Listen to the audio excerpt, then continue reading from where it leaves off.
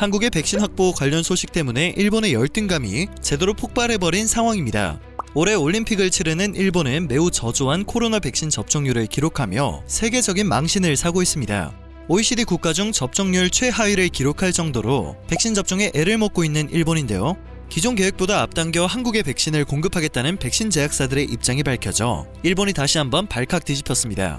지난 11일 국회에서는 백신 점검단 회의가 열렸습니다. 여기에는 코로나 백신 관련 다국적 제약회사 대표들도 참여했으며 국내 백신 수급 현황 및 11월 집단 면역 형성 계획이 점검되었는데요. 백신 점검단 단장을 맡고 있는 김성주 의원은 회의 후 기자회견에서 백신 수급과 관련해 예정되어 있는 도입 계획을 최대한 앞당길 수 있는 것이 우리의 관심사라고 설명한 뒤 빠른 속도로 접종이 진행되고 있어 제약사에서 한국에 우선 공급을 고려하고 있다는 사실을 밝혔습니다. 우리나라의 경우 접종 속도가 빨라서 본사에서도 국내에 백신을 우선 공급할 조건이 된다고 하는데요. 대부분의 제약사들은 계약 기밀 유지 조항으로 인해 계약 시 공급 일정을 공개하지 않는 것을 모든 나라에 공통으로 적용하고 있습니다. 때문에 김성주 의원은 구체적으로 발표할 수는 없으나 두 회사가 한국의 애초 계획보다 당겨서 공급을 하겠다는 입장을 전했다고 설명했습니다. 다만 제약사들은 백신 부작용에 대한 언론의 과도한 보도에 우려를 표명했다고 합니다. 이날 회의에서 화이자는 6월부터 6천만 도스를, 아스트라제네카는 오는 14일부터 700만 도스 이상을 순차적으로 공급할 예정이라고 밝혔습니다. 존슨앤존슨은 올해 약속된 물량인 600만 명분을 최대한 2분기 내에 공급하도록 노력하겠다는 입장입니다. 미국 정치권에서는 한국을 돕자는 요청을 백악관에 전달하고 있습니다. 미국의 친한파 정치인들이 나서서 백악관에 편지를 보내 동맹국인 한국에 백신을 지원할 것을 촉구한 것입니다. 이러한 소식이 전해지자 일본은 발칵 뒤집혔습니다. 미국 듀크대 국제보건혁신센터에 집계 자료까지 공유되며 논란은 더욱 커지고 있는데요. 미국 듀크대 국제보건혁신센터가 발표한 국가별 인구 1인당 백신 확보량에서 한국은 1인당 2.55회로 10위를 차지했습니다. 일본은 한국보다 2순위 낮은 12위로 집계되었습니다.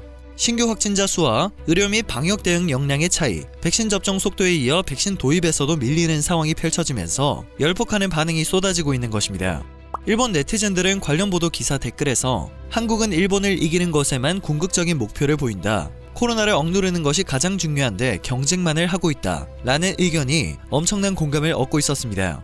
가능한 백신을 빠르게 도입해 백신 접종 속도를 높이는 것은 국가와 국민을 위한 당연한 일인데요. 이러한 움직임을 일본과의 경쟁에서 이기기 위한 일이라고 해석할 수 있다는 점이 너무 놀라운 부분이었습니다.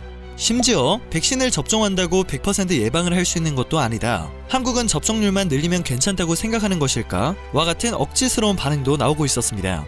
이 밖에도 한국은 코백스에서 무작정 공급을 받고 있기 때문에 한국이 개발도상국인 것이라는 반응을 찾아볼 수 있었는데요.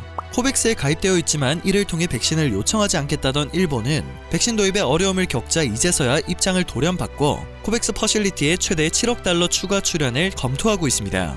12일 요미우리 신문에 따르면 일본 정부는 이 같은 방침을 다음 달 2일 세계 백신 면역 연합과 공동으로 온라인으로 진행하는 백신 정상회의에서 공식적으로 밝힐 계획입니다. 일본 정부는 백신 외교를 진행 중인 중국에 대항하기 위해 코백스 추가 출연에 나선다는 핑계를 내놓고 있는데요. 백신 외교에 열심이면서 정작 국내 백신 접종에는 차질을 빚고 있는 상황은 바람직하지 않다는 것이 전문가들의 의견입니다. 다양한 백신을 확보하더라도 일본은 승인이라는 문제를 또다시 맞닥뜨리게 됩니다. 일본은 외국 제약사의 의약품을 승인하기 전에 현지에서 완전한 임상시험을 거칠 것을 요구하고 있는데요. 현재 일본에서 이 관문을 통과한 백신은 화이자 백신 단 한 종류뿐입니다. 일본 제약사들은 제휴를 통해 아스트라제네카 백신을 연간 1억 2천만 개 생산할 수 있는 계약을 체결했는데요. 아스트라제네카 백신은 아직 정부 승인 절차도 통과하지 못한 상태입니다. 11일 기준으로 일본의 백신 접종률은 2.77%로 7.2%를 기록한 한국의 절반에도 미치지 못하는 수준입니다. 일본에서 한국을 지적하거나 비난하는 반응이 나올 상황은 아니라는 생각이 들 수밖에 없는데요. 백신 접종 속도를 높일 마땅한 대책을 아직도 찾아내지 못한 일본 정부에게 향해야 할 비난의 화살이 애꿎은 한국을 향하고 있는 게 아닐까 싶습니다. 오늘 전해드릴 소식은 여기까지입니다. 영상이 정보가 되셨다면 그것만으로도 감사드립니다. 늘 새롭고 유익한 소식을 전하는 로버튜브 되겠습니다.